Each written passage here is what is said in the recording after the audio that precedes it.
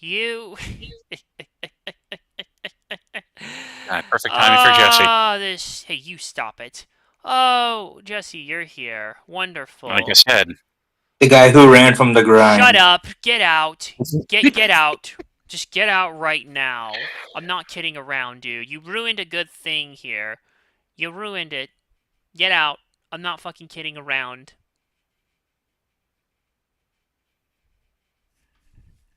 Oh, that's how you want to play, huh? He left. He left. He No, he's left. muted. That's not Oh, enough here. You fucking take that shit back right now, or come I'm gonna on, throw you Jesse. out I take myself. You it. don't want to have I take repeat it what happened back. with I me. take Yep, it back. please. Yeah, now are you gonna behave yourself properly?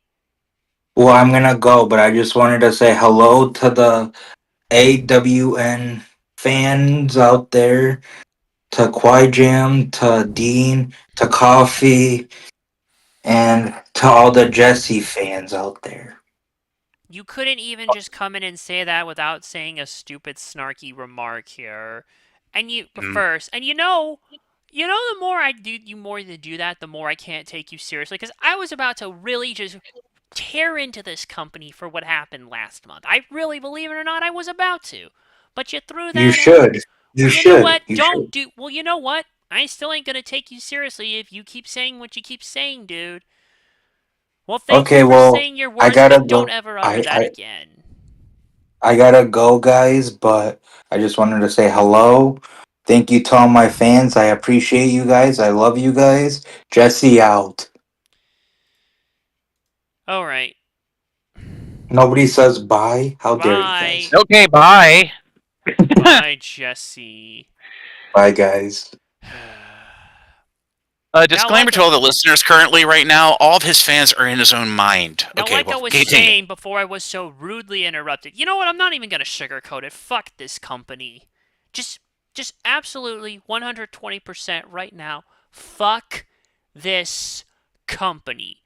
I wouldn't have even say that. I've been trying to still fight benefits of the doubt despite everything that's happened to me over the course of the years and the sudden change things I've taken here. But after what happened last month and the bullshit they just pulled on us, what they pulled on all of us, giving us a finish that left me more pissed off than, like I said, when Cody Rhodes lost at Mania 39. Quite frankly, the fact that they could somehow even stoop to this level, just. I am astounded. I am truly and utterly astounded. I thought the finish from the month before was bad at Revolution, which made Christian Cage look stupid. This actually genuinely pissed me off on a level I never thought this company was ever capable of doing. And the fact that I have to sit here and talk about this bullshit. Sheep, sir, with all due respect, please let me cook here. And the fact that I have to sit here and talk about this crap now after everything that's happened, when I'm still not happy about this. Oh, yeah. I think I may even be more pissed off at this for even longer than I was with you know what, despite all the hell that happened between me and Dean as a result. Because at least we did get it.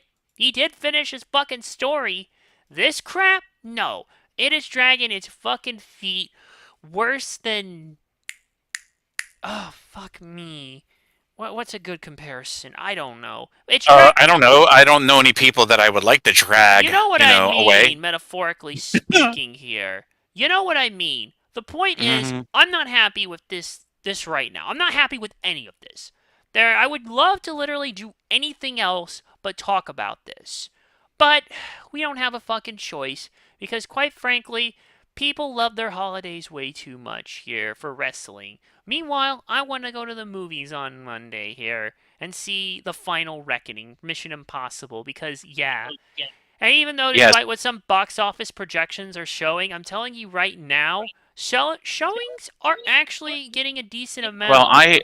if I am to interject here about the projections of the numbers that are going to be coming from this Final Reckoning Mission Impossible movie for Tom Cruise, I believe it's going to be 3.4 to 6.5 Richter scale earthquakes around his wrinkles on his face. Alright. See, look, I literally Aha! want to See? be talking about anything else besides this show right now. This is how Yeah. jaded I am right now with this company. Mm-hmm. Oh, fuck me. I didn't even make the most obvious fucking reference I could make because this is going to be in Mhm. Arizona. And so, where's the fucking line? Ah, Yeah, and now he where looks through was his it? Breaking Bad soundboard. No, no, no, no, no, no, no, no, no, no, no. Public Enemy. Oh boy. Yeah, I've been playing Tony Hawk's Pro Skater 4, this song is now officially on my mind. And somebody just skip to the fucking chorus so I can get to the most obvious part and drop the line right here, I think. Hold on. Oh, nope, that ain't it. That ain't it right there, and I'm afraid this thing's gonna get claimed. Arizona. Okay, we know exactly where. Alright. So let me just get this out of my system now. There we go. And he just infringed on the copyrights of Public Enemy. Shut the Congratulations. hell up. I played a 2-second clip. I played a 2-second That's clip on within stream. fair use, so you're Yeah, fine. I know. I just wanted to make that reference because, yeah. I'm Coffee Lover 239.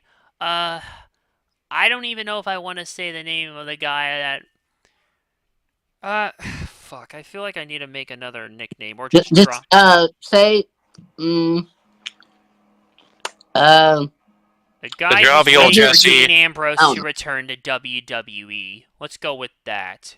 Because that guy, he may as well become back alive and let Moxley stay dead. and then come back as the Shield. I mean, that'd be fucking money right there, you know. I mean, it No, was they the used last underwear. time. Shut up.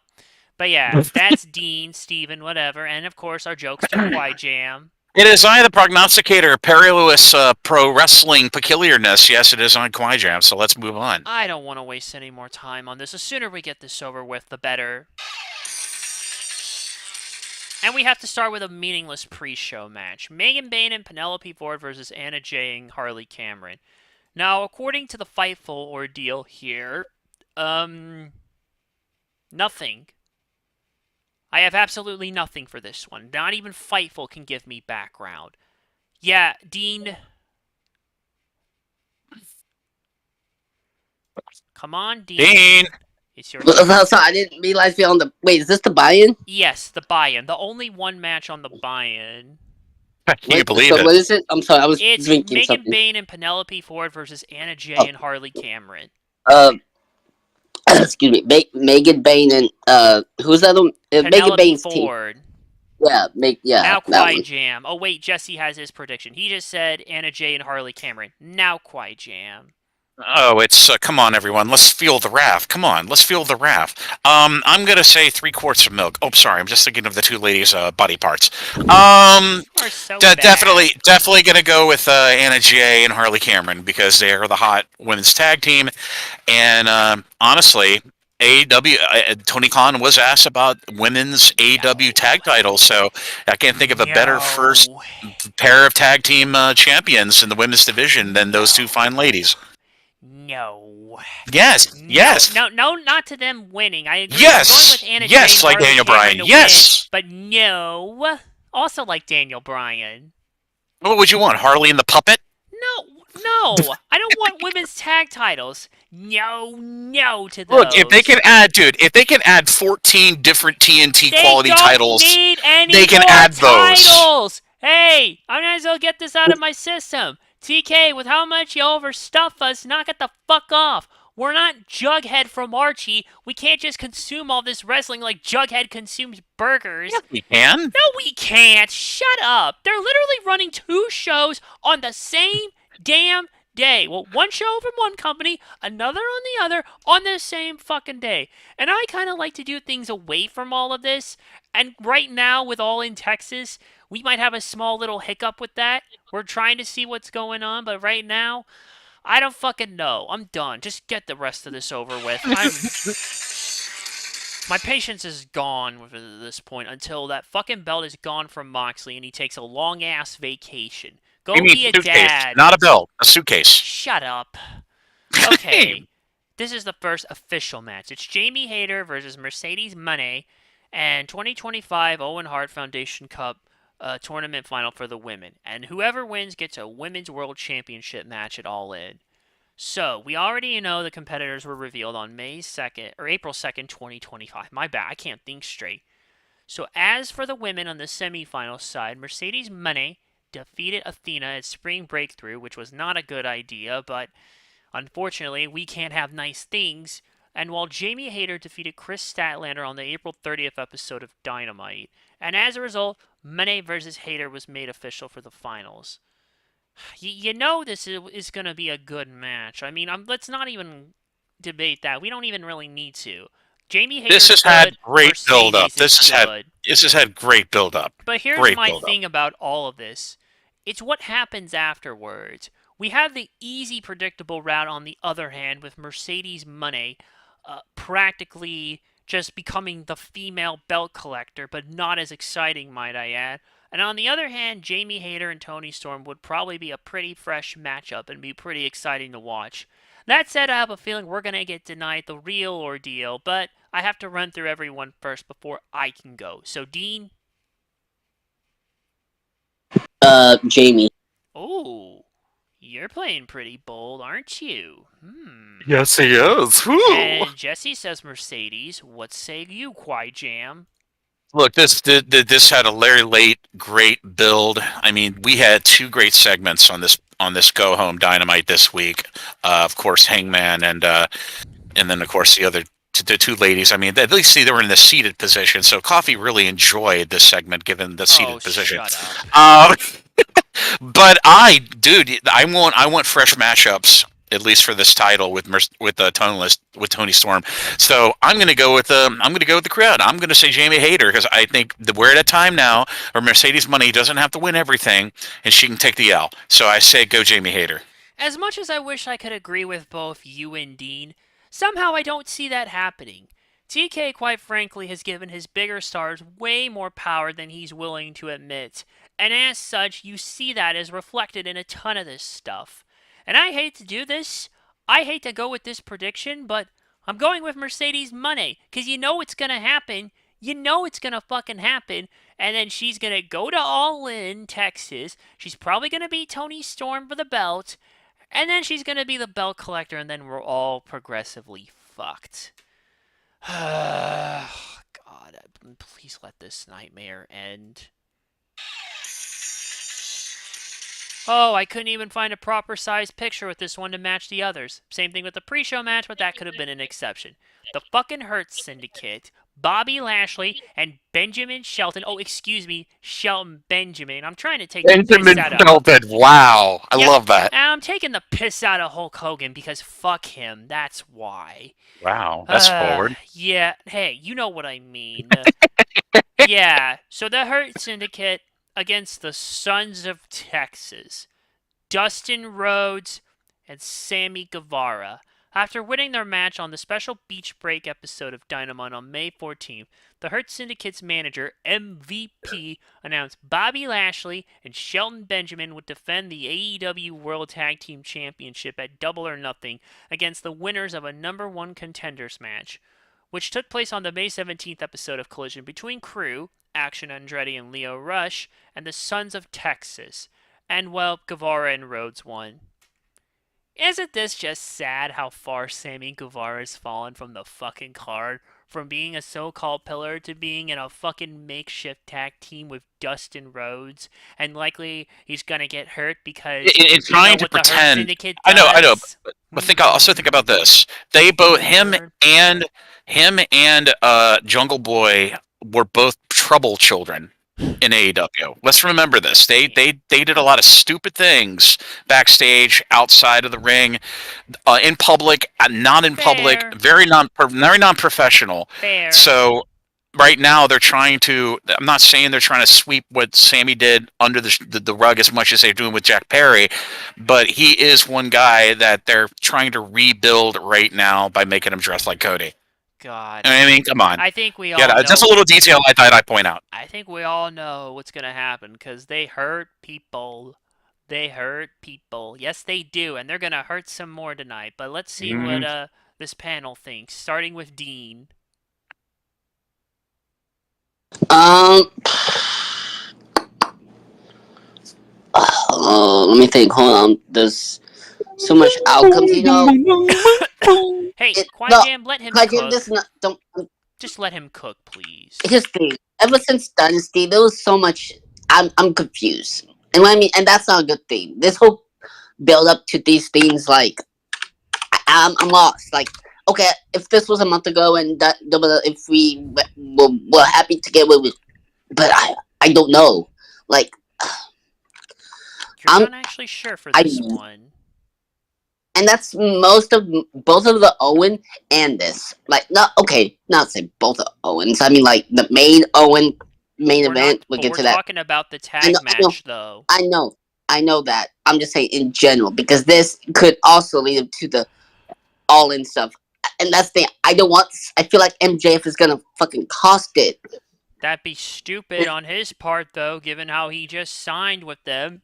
Yeah, a lot That'd of be people. very stupid. All in's in Texas. All in's in Texas, right? And who Yeah. is from Texas? Dustin. Yeah, but still, I mean, No. And What? I'm very lost. I feel like they're gonna give it to Sammy Dustin. he I'm thinks gonna they're be gonna. scared if they do. He I'm thinks Hey. they're gonna gonna win be scared because if of they. All In being in. Yeah. Um, Is that what you're going with? Is that what you're locking okay, in? no, my heart says I want the Hood Syndicate, but I feel like it's gonna be. Okay. I'm just gonna say Hood Syndicate. I I'm just hope gonna your say Hood. heart's right, man. That's all I'm gonna say about that. Jesse also says the Hurt Syndicate. Now it's Qui Jam. Okay, let me ask you a question there, Dean, just in regards to your choice. Okay, how many episodes of Dynamite and Collision do we regularly see the Sons of Texas featured on? Not a lot. None. Exactly. There's your answer. So that's why I cannot pick them, because if they were regularly featured not on the paywall Ring of Honor, then they could easily win the titles based on location of this, of this match, or it being East Coast, West Coast, whatever. So, I mean, what I think they're going to do, and what they've been doing, at least with MJF before he finally got accepted by the group, is I think MJF's going to come out to the ring, and he's going to potentially cost them the titles. But I think it's going to bust. There's like I said, there's kinks in the armor between the trust of Bob and MJF, as they like to call him, Bob. So I think that's the route they're going to do. MJF will be kind of flirting with potentially costing them the titles, but come on, they're not going to give them the Sons of Texas. That's just stupid. So I think the Hurt Syndicate retains, but we start seeing some more kinks in the armor of trust between Bob and MJF when he comes out and decides to, insert himself in the ringside shenanigans. So I say Hurt Syndicate retains. Hurt Syndicate's gonna hurt the Sons of Texas. If you can't figure out what I'm saying from that, basically they're going to win. And thank God Sammy isn't with Jericho, though. I mean, shit. Would it really be any worse than this? I don't know, dude. I don't want to answer that. Let's just get the rest of the if you had card out of Jericho the way. attack mascots all the time, then Let's it's fine. just go to the next one.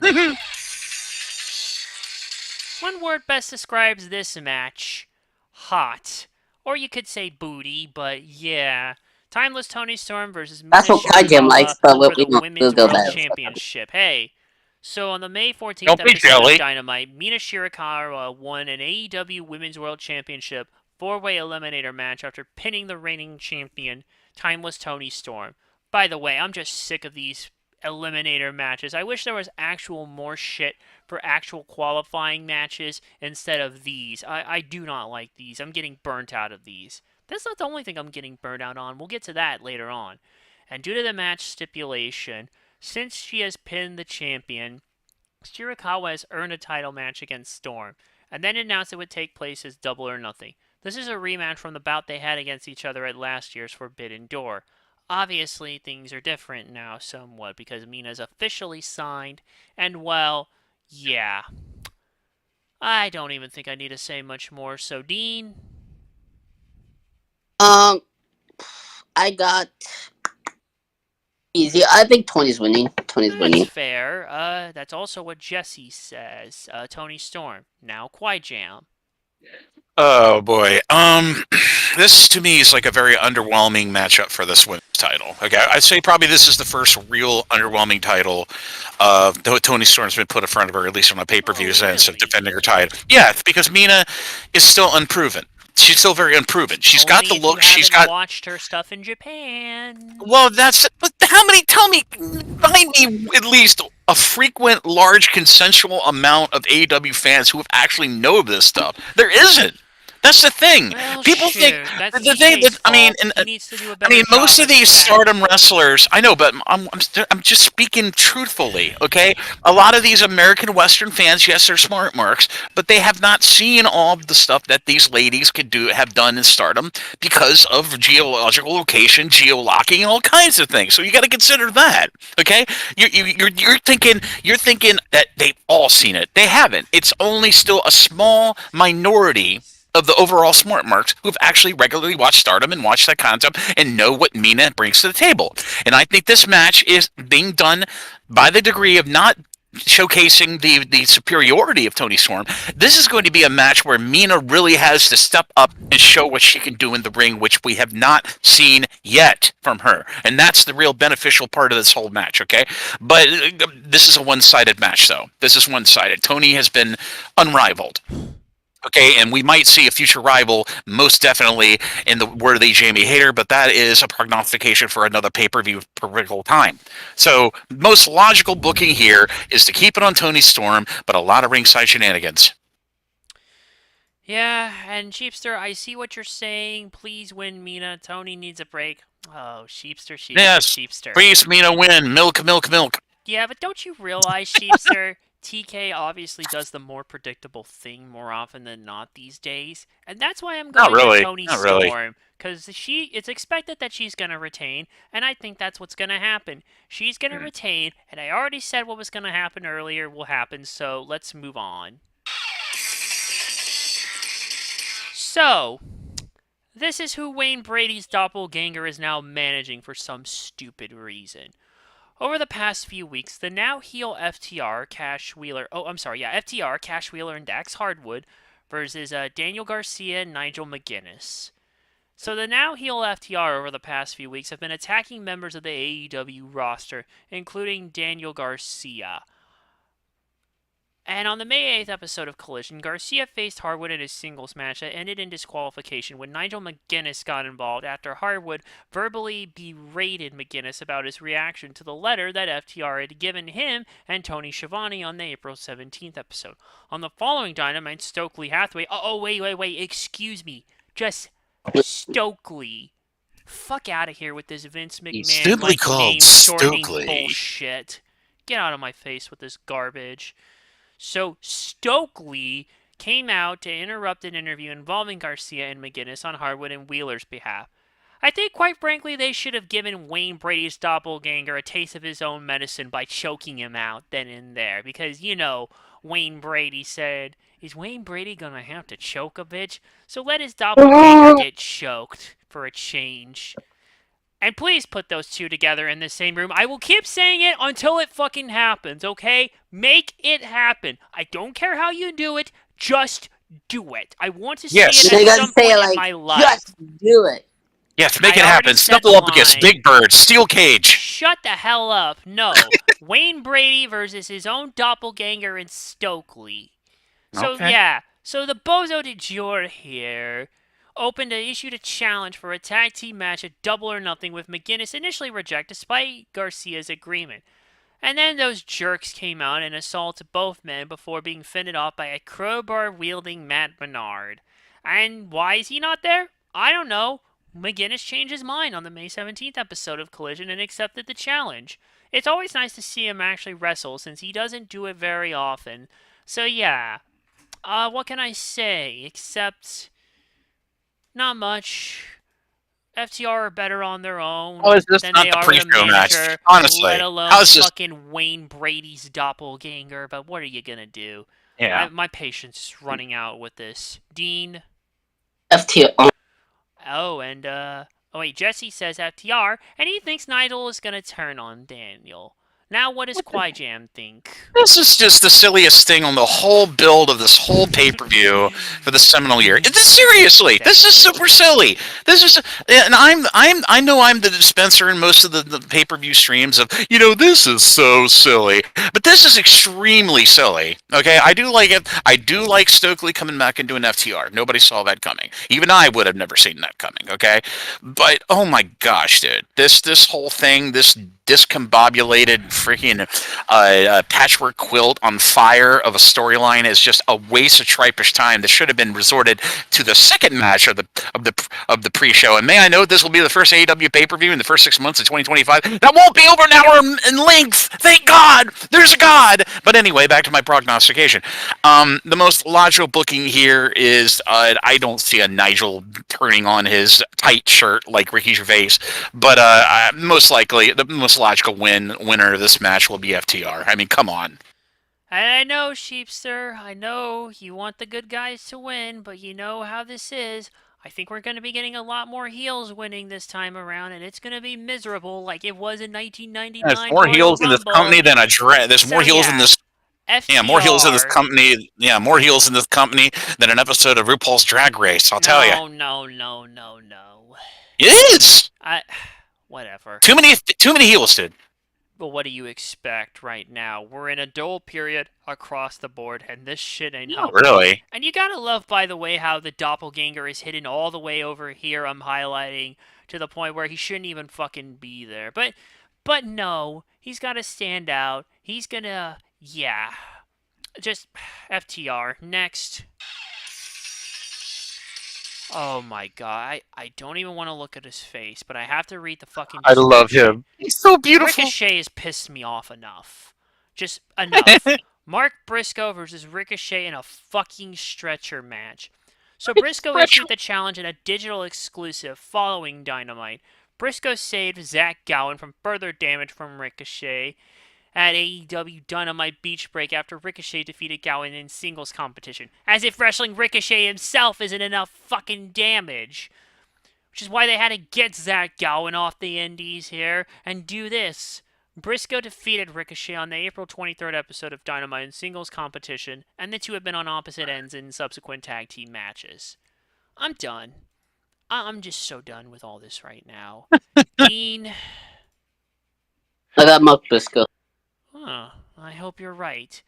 Unfortunately, Jesse says Ricochet. Now, how's Quijam gonna... Yeah. This is yet the second most silliest thing, but this is what Ricochet is. This is his character. This is why he is the fastest rising heel in this company, and which is it. Stop the grumbling. It's my turn. Thank you. Anyway, this is why. This is part of his character trait. This is why everyone loves it. He's gotten himself over. I mean, give him 9 years of suppressive silence in WWE. This is what would bubble out of myself if I was in this situation. But Jack, I think this is a good solid gimmick match. I like it. I like Briscoe. He's been probably the most improved wrestler in a long time. I mean, his ring work has gotten very good in the last few pay-per-views. So more top marks of Briscoe.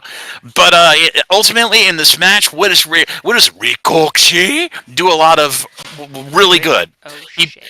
Ricochet. Oh my god. What is he really good in his matches? Shenanigans. No, shenanigans. Shenanigans and annoyance. Okay. Yeah, like using foreign objects and trying to go for a figure four leg on Gal Gower when he's lacking a left leg, which was absolutely the funniest thing this year I've seen. So obviously, this will be a knockdown slobber knocker of a match. These guys can go. Okay. Jim Ross. Yes, but I say the winner will definitely be Ricochet. It's got to be Ricochet.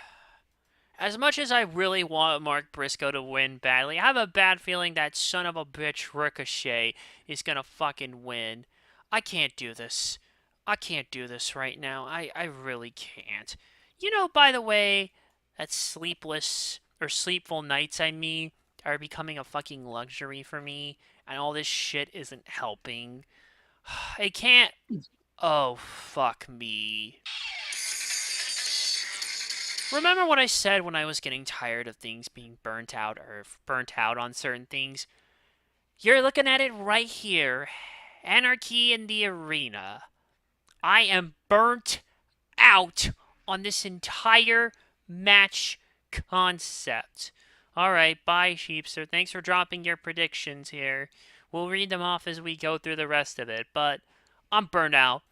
I'm seriously burnt on this match type to the point where if I never had to see another Anarchy in the Arena match, it'd be way too fucking soon. And how soon? Next year soon. From last year is how we're talking.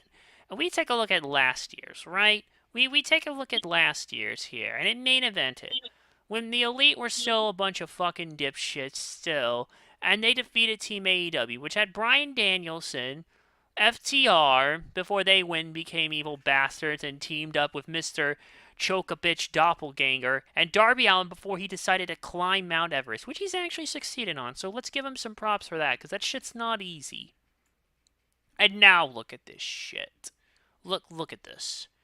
It's Kenny Omega, Swerve Strickland, Willow Nightingale for some reason, and the Ops, which includes Samoa Joe, Powerhouse Hobbs, and Kazuyori Shibata because fuck Hook, I guess. Oh, God, versus the motherfucking sons of bitchin', god dang, fucking Death Riders. John Moxley, Claudio Castagnoli, Marina Shafir, Wheeler Bum-Ass Yuta. It was the promo Dean Ambrose did to John Cena. I need to get that. Wheeler Yuta can't even stay 5 feet in front of him with that ugly hair in his face. On top of that, we should chant that. And the mother... I don't even want to say their fucking names right now. I don't even want to look at them, but you can see them on the screen. You know who they fucking are, and you know that because of what happened to Dicey, I hate their fucking guts! I hate their guts with the heat of a goddamn thousand suns right now for this shit, and it's all their fault! Their fault for ruining everything. And can I just say, I never, ever, ever want to see again the lights go out anymore. This has officially ruined it for me. That trope was getting overused to hell and high water in this company. But this last one, no. I'm done. No. I don't want any more lights turning out anymore in this company. I'm done. Kill it. Bury it 6 feet under. But what if there is an actual power outage at the venue in the future? Oh, stop it. What? I gotta say it. Oh, come on. For God's sake. Yeah, I'm pissed. You can tell I'm still pissed and fuming from this bullshit. And quite frankly, the longer this I'm not even going to read the Fightful thing. The longer this Death Riders bullshit drags out, the more... I don't know anymore. All I know is that I'm sick of it. And you know what? I'm going to say what I want to have happen when this whole Death Riders thing ends. Here's what I want. I want every single member involved in this stable to go and take a nice, long-ass vacation on a beach somewhere here in Hawaii or wherever you want to go. Turks and Caicos, Riviera Maya, Playa del Carmen. I don't give a fuck. Just get off my TV. Rhode Island, New York. Clear your mind of this entire bullshit. Shut up. Just get off TV. Clear your mind of this bullshit. Unwind, relax, with a nice pina colada or a Mai Tai, whatever fruity cocktail you like to drink. That's your decision. John Moxley, you can go be a dad. And when you all come back, completely revamp yourselves and never, ever, ever speak of this bullshit again. And as for the remaining 2 EVPs, well, I'm still thinking about this, I don't even know right now. I needed to let loose, really. I'm sorry about that earlier. I'm not really sorry about my opinions. I stand by what I said. I'm just tired I'm tired. I am sick and tired. I am sick of this Death Rider shit. And when I'm not sick of it, I'm tired. I am sick and tired of this. And that's all I got to say about that. Dean, are you there? I just want to make sure I didn't scare y'all, because I know I got a little... I'm scared. Alright, it's your turn, dude. Team Swerve. Team AEW as we're going it. This incarnation. To me, That's fair. That's fair. Jesse says the Death Riders, and you know you're next. No, yeah, this will be the first Double or Nothing in 6 years. Yes, can you believe it? This company has been around for 6 years now. God. This is the first Double or Nothing where no world titles actually main eventing. This is the first one. They've decided to punt towards all in Texas, the title defenses across the board, across the genders, and this is going to be all right. Last year's Anarchy in the Arena was pretty crazy. Okay, the craziest thing in that whole match, much like the prior years with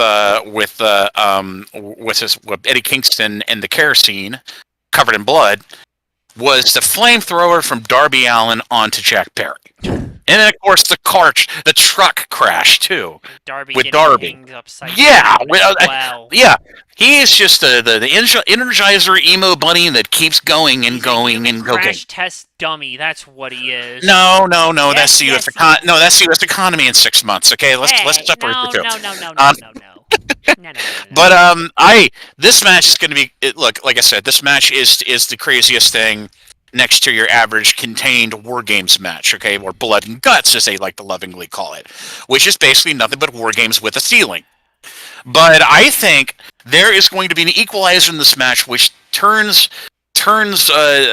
more of the energy of progress in the storyline, having some finality at All in Texas, which you're going to be overjoyed is going to actually happen, because Tony Khan likes to pay these off, but he drags these fans, like he's dragged your emotions through the mud so hard.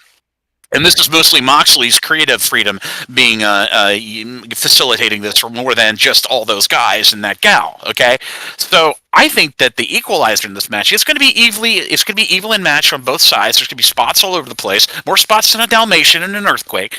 And who the equalizer is going to be? Who just climbed Mount Everest like a good little boy? Darby Allin.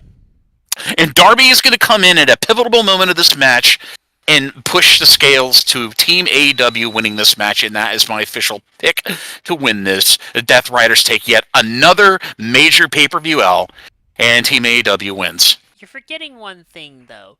You don't just come back from Mount Everest and you automatically go back. Yes, you do. No.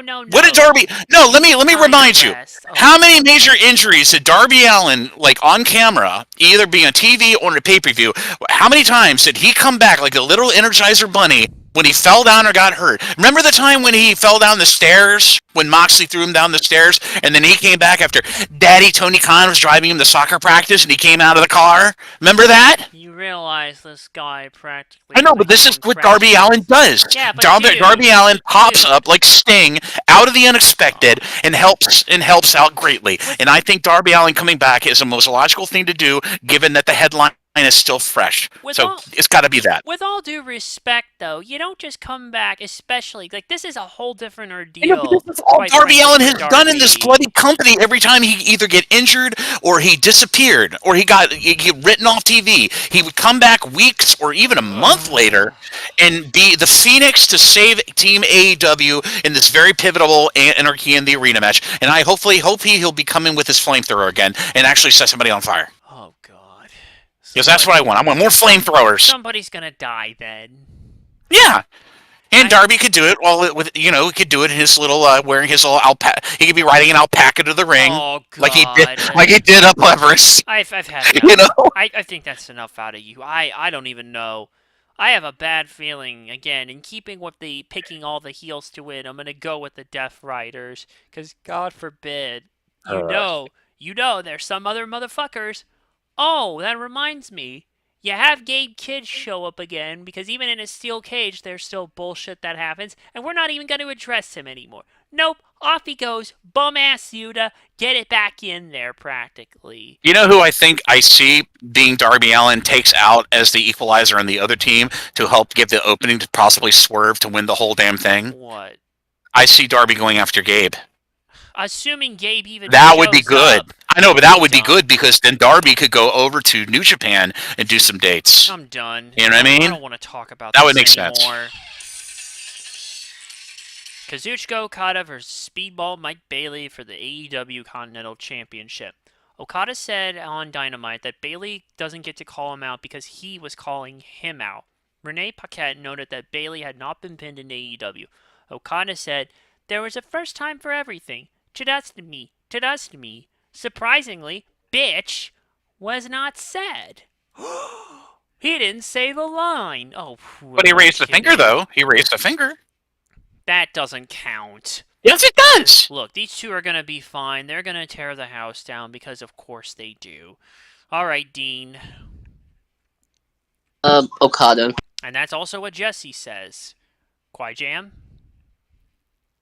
This was another cobbled together match out of nowhere with absolutely no build. It was mostly this is a match being done perfectly done as a typical pay-per-view match to bolster up the other guy and then have the established guy make him look like $1 million.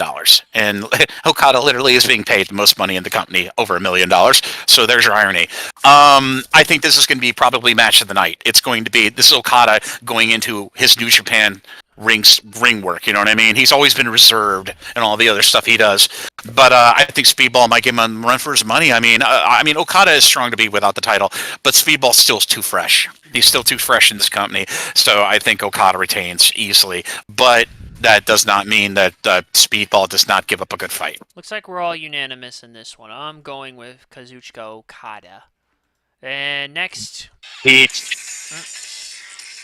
Paragon, Adam Cole, Kyle O'Reilly, and Roderick Strong versus the Don Callis family.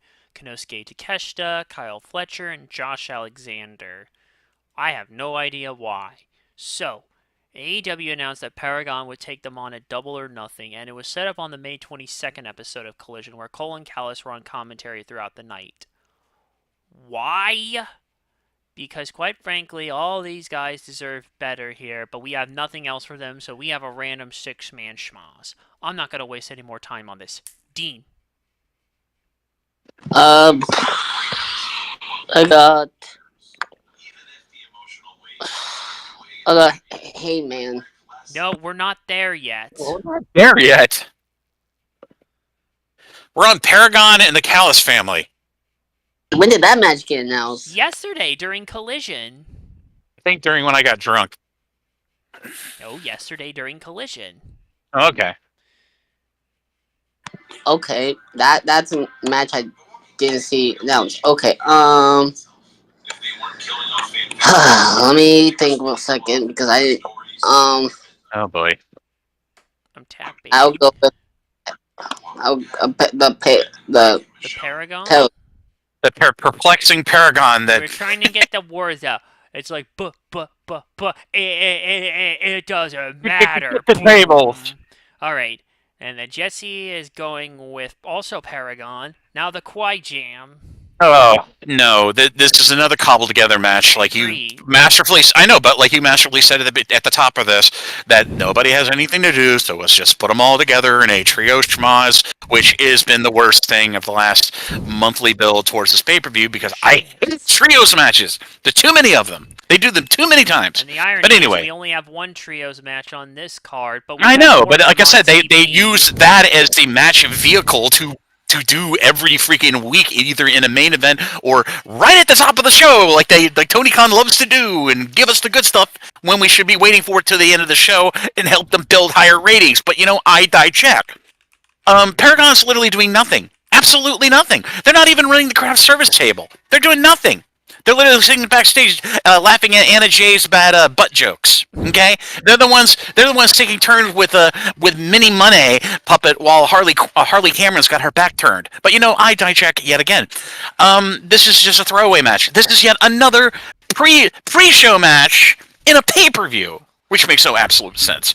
And not to mention, all three members of Paragon will probably be ultimately released in the next 6 months, given that the contracts are giving up at the end of the year. But who really cares? So I'm actually going to go with my beautiful, beautiful, buxom man in the red glasses. I'm going to go with the Callis family because I love those guys. I don't give a shit about this. I'm just going with Paragon. Let's get to the real thing you're here to see. The Men's Owen Hart Foundation Cup Tournament Final for this year. And the winner gets a World Championship match at All In. Hangman Adam Page versus Will Ospreay. So, in the original semifinals, Ospreay defeated Takeshita at Dynamite Spring Breakthrough on April 16th to advance to the finals for the men's, while Hangman Adam Page defeated Kyle Fletcher on the April 30th Dynamite to advance, making that official for this pay-per-view. Oh, look at that. Two of them on the fucking Callis family. They beat two members of the Callis family, and then they're, yeah, coincidence? I think not. So, you can get Hangman Page back in the foil because I guess people still seem to like him.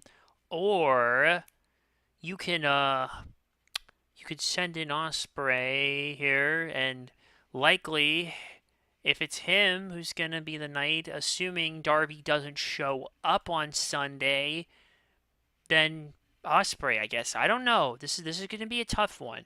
They're gonna tear the house down. It's gonna be a great match, but it's too damn close to call. So, Dean. Uh,